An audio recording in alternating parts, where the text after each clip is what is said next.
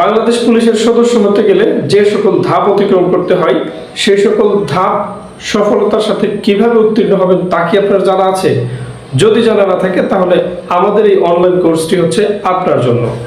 কারণ এই কোর্সে সকল বিষয়ে সকল ধাপে উত্তীর্ণ হওয়ার উত্তম কৌশল শেখানোর পাশাপাশি লিখিত ও ভাইভা পরীক্ষার জন্য আমরা আপনাকে দিব এক্সট্রা কেয়ার। যদিও সকলের কথা চিন্তা করে লিখিত পরীক্ষায় কি কি প্রশ্ন আসে, এর জন্য আপনাদের কি কি পড়তে হবে তা এই ভিডিওতে দেখানো হবে। কিন্তু আমাদের অনলাইন কোর্সে আপনাদের এখন যে সিলেবাসটা দেব সেই সিলেবাসের বিষয়ভিত্তিক অধ্যায় আকারে বিস্তারিতভাবে পড়ানো হবে, যাতে করে পরীক্ষায় আপনাদের প্রশ্ন কমন আসে। আমাদের এই কোর্সটিতে ভর্তি হওয়ার নিয়ম বলে দিই, তারপর আমরা আপনাদের ফুল সিলেবাসটা দিয়ে দিব, যে সিলেবাসটা পড়লেই পরীক্ষায় পাশ করে যাবেন ইনশাআল্লাহ। তো আমাদের এই কোর্সে ভর্তি হওয়ার জন্য আপনারা স্ক্রিনে দেওয়া বিকাশ অথবা নগদ পার্সোনাল নাম্বারে 700 টাকা সেন্ড মানি করবেন। আর আরেকটা অফার রয়েছে আপনাদের জন্য, সেটা হচ্ছে যারা প্রথম 50 জন পাবেন 500 টাকা দিয়ে ভর্তি হওয়ার সুযোগ। সো আপনি ভর্তি হওয়ার আগে স্ক্রিনে দেওয়া হোয়াটসঅ্যাপ নাম্বারে কল করবেন। কল করে স্যারকে জিজ্ঞেস করবেন যে আপনি কি প্রথম 50 জনের মধ্যে আছেন কিনা। স্যার যদি বলে প্রথম 50 জনের মধ্যে আছেন, তাহলে আপনি 500 টাকা দিয়ে ভর্তি হতে পারবেন। আর যদি প্রথম 50 জনের মধ্যে না থাকেন, তাহলে আপনাকে 700 টাকা দিয়ে ভর্তি হতে হবে। ঠিক আছে, তাহলে এটা কিন্তু একদম অনেস্টলি আপনারা চাইলে আমরা প্রুফ দিতে পারবো যে আমাদের গ্রুপে কতজন সদস্য হয়েছে। 50 জন পর্যন্ত 100% মাত্র 500 টাকা দিয়ে ভর্তি হতে পারবেন। দেখেন মাত্র 500 টাকা দিয়ে কিন্তু আপনি কত সুন্দর একটা কোর্স পেয়ে যাচ্ছেন। চলুন লিখিত পরীক্ষার সিলেবাসটা জেনে নিই। সাধারণত বেশিরভাগ জায়গাতে 45 মার্কের পরীক্ষা হয়ে থাকে। 45 মার্কের মধ্যে আপনার বাংলায় 15, ইংরেজিতে 15, গণিতে 10 এবং সাধারণ জ্ঞানে 5। এই হলো 45 মার্কের পরীক্ষা হয়ে থাকে।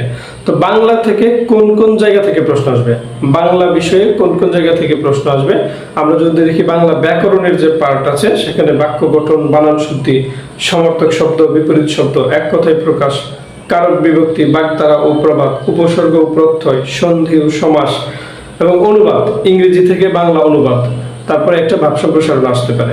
এই টপিকগুলো থেকে প্রশ্ন আসে। তো এই টপিকগুলো মানে এখানে আমি যে নামগুলো বলে দিচ্ছি সেগুলো ভিডিও ডেসক্রিপশনে ফুল সিলেবাসটা দেওয়া থাকবে, সেখান থেকে আপনারা কপি করে নিয়ে যেতে পারেন অথবা নোট করতে পারেন। ঠিক আছে, এই ফুল সিলেবাসটাই আমি ভিডিও ডেসক্রিপশনে দিয়ে দিব। তারপর ইংরেজির জন্য কি কি পড়বেন, দেখেন ইংরেজিও 15 মার্কের পরীক্ষা হবে।